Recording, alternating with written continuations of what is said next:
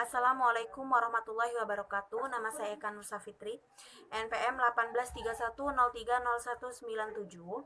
Saya akan memaparkan tentang hermeneutika Al-Quran dengan tokoh Nasr Hamid Abu Zaid. Ada beberapa rumusan masalah yang akan saya bahas di sini, yaitu terkait dengan biografi Abu Zaid, terus seputar persetujuan Abu Zaid dengan hermeneutika, pembahasan teori Abu Zaid itu sendiri, lalu bagaimana dengan penerapannya. Nah, langsung saja yang pertama saya mulai dengan biografi Nasr Hamid Abu Zaid. Jadi Nasr Hamid Abu Zaid itu lahir di desa Kohafa, dekat kota Tanta, Mesir pada tanggal 10 Juli 1943.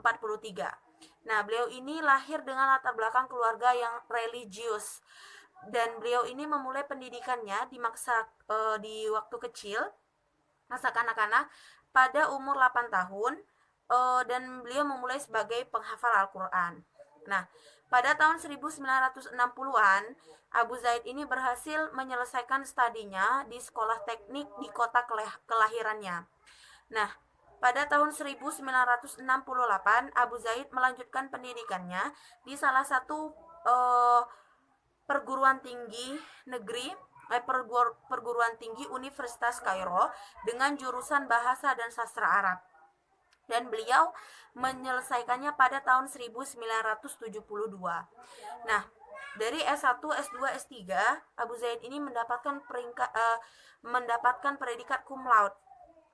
Salah satunya adalah contohnya tesis beliau yang berjudul Al-Ittijah Al-Aqli Fit Tafsir Dirasah Fi Qadiyat Al-Majaz Fi Al-Quran Inda Mu'tazilah, yang berarti rasionalisme dalam tafsir, sebuah studi tentang problem metafor menurut Mu'tazilah, yang ini dipublikasikan pada tahun 1982. Abu Zaid itu setelah sampai pada S3, beliau ini mendapatkan beasiswa di Amerika selama 2 tahun, yaitu rentan waktu 1978 sampai dengan 1980. Nah, beliau ini melanjutkan penelitian doktoralnya di Institute of Middle Eastern Studies atau University of Pennsylvania di Philadelphia. Kemudian yang kedua, saya ingin menjelaskan mengenai teori-teorinya Nasr Hamid Abu Zaid. Jadi beliau itu punya tiga teori. Yang pertama adalah teori tekstualitas Al-Quran, yang kedua kontekstualitas Al-Quran, dan yang ketiga adalah interpretasi. Nah, yang pertama tekstualitas Al-Quran. Jadi di dalam teori ini Abu Zaid itu menjelaskan bahwa peradaban Islam itu adalah peradaban teks, dilatar belakangi oleh Islam yang dikenalkan Rasulullah, yang berbentuk teks ke tangan muslimin dan manusia pada saat itu, dan dengan teks pula umat Islam dapat mengenal agamanya hingga saat ini. Nah, beliau juga berpendapat di dalam teori ini bahwa teks Al-Quran terbentuk dalam realitas dan budaya dalam rentan waktu lebih dari 22 tahun. Nah, begini ya teman-teman, ketika kalian membaca tekstualitas Al-Quran, teorinya Abu Zaid ini, memang ada beberapa teori beliau yang memang mengandung kontroversi. Nah, ada beberapa selain yang saya bacakan tadi, yaitu beliau ini berpendapat bahwa Al-Quran itu, di dalam tekstualitas Al-Quran, beliau berpendapat bahwa Al-Quran itu terbentuk karena terbentuk oleh budaya dan realitas. Nah, dan beliau itu juga berpendapat dalam teori ini bahwa keotentikan Al-Quran itu tidak diragukan, namun teks-teks Al-Quran itu telah termanusiawi. Nah, ada juga pendapat beliau yang mengandung kontroversi lagi, seperti bahasa yang dipakai Al-Quran adalah bahasa Arab. Ini karena bahasa adalah bagian dari budaya dan realitas, dan juga Nabi Muhammad bukan penerima yang pasif, karena dalam dirinya juga terdapat harapan-harapan masyarakat untuk masa depan. Nah, di PPT saya, di PowerPoint saya itu sudah dijelaskan 6 poin daripada tekstualitas Al-Quran ini. Nah, jadi seperti ini teman-teman. Abu Zaid yang pertama itu berpendapat bahwa Al-Quran itu terbentuk dari budaya dan realitas. Artinya Abu Zaid di sini berpendapat bahwa budaya dan realitas itu adalah yang membentuk Al-Quran. Al-Quran bisa turun dengan ayat-ayat seperti itu karena berdasarkan budaya dan realitas masyarakat Hijaz pada saat itu yang ada di Mekah dan Madinah itu. Sementara yang diyakini oleh ahlu sunnah bahwa Al-Quran itu tidak turun berdasarkan budaya ataupun realitas.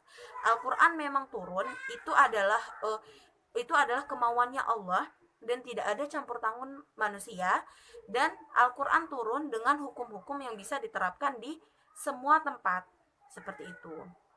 Nah, lalu di sini dijelaskan juga Abu Zaid ini menganggap bahwa Al-Quran itu telah termanusiawikan ya di poin C yang tekstualitas Al-Quran. Nah, klarifikasi dari ini sebetulnya adalah karena Al-Quran itu dia berasal dari budaya dan realitas, maka Abu Zaid itu menganggap bahwa ada campur tangan manusia dalam menurunkan ayat-ayat Al-Quran. Artinya asbabun nuzulnya ayat Al-Quran itu dia kan punya sejarah. Nah, si sejarah ini tuh semuanya ada campur tangannya manusia yang berada di Hijaz, di Mekah dan Madinah. Jadi inti daripada tekstualitas Al-Quran itu Abu Zaid itu ingin berusaha menjelaskan bahwa bagaimana cara beliau memahami teks Al-Quran itu sendiri gitu loh, dari kacamata beliau. Nah, yang kedua ada teori kontekstualitas Al-Quran. Nah, jadi inti daripada teori kontekstualitas Al-Quran ini sebetulnya teman-teman adalah dia itu Abu Zaid itu ingin mengenalkan bahwa Al-Quran itu tidak turun hanya karena teks saja, tapi Al-Quran itu juga punya sejarah. Artinya Al-Quran itu terikat dengan ruang dan waktu.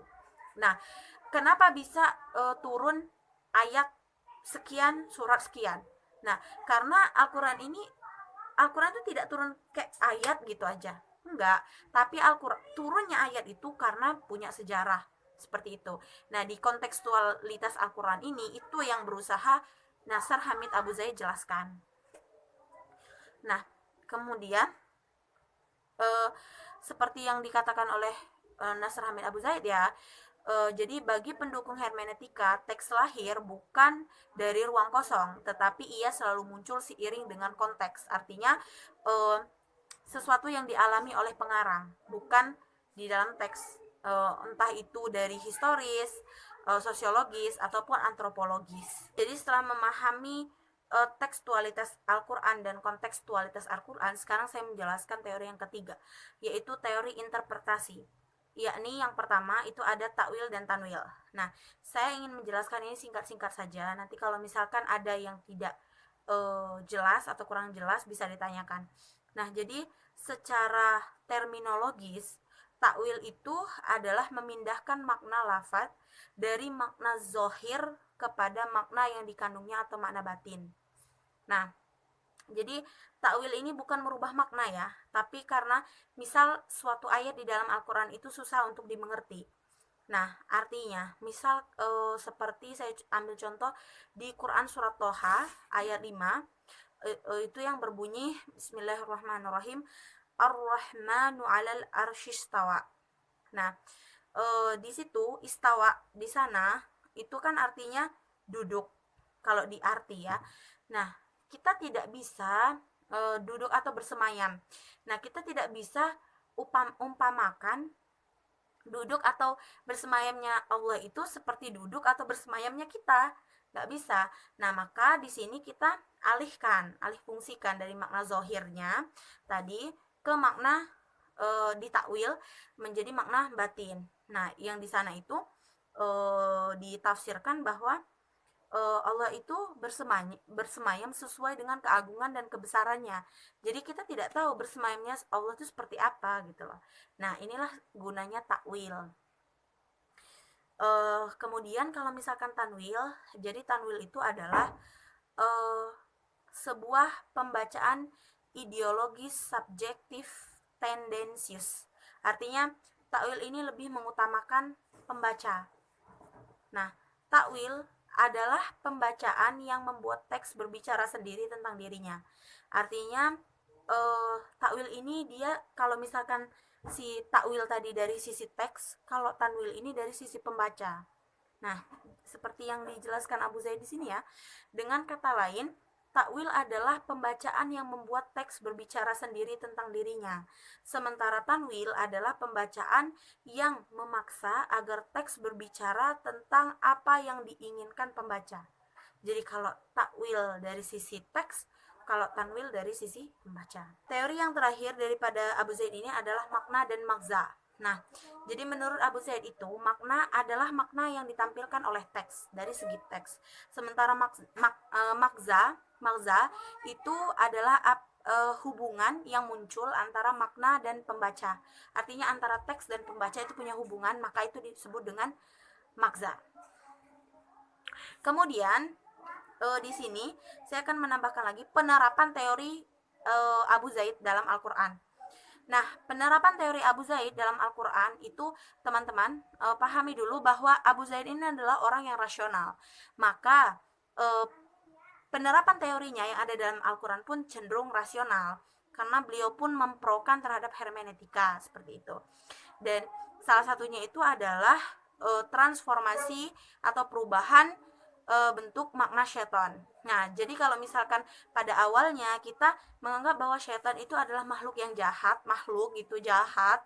Nah, Abu Zaid ini memetaforisasi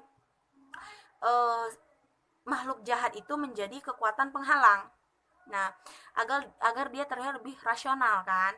Nah, terus ada juga transformasi makna sihir.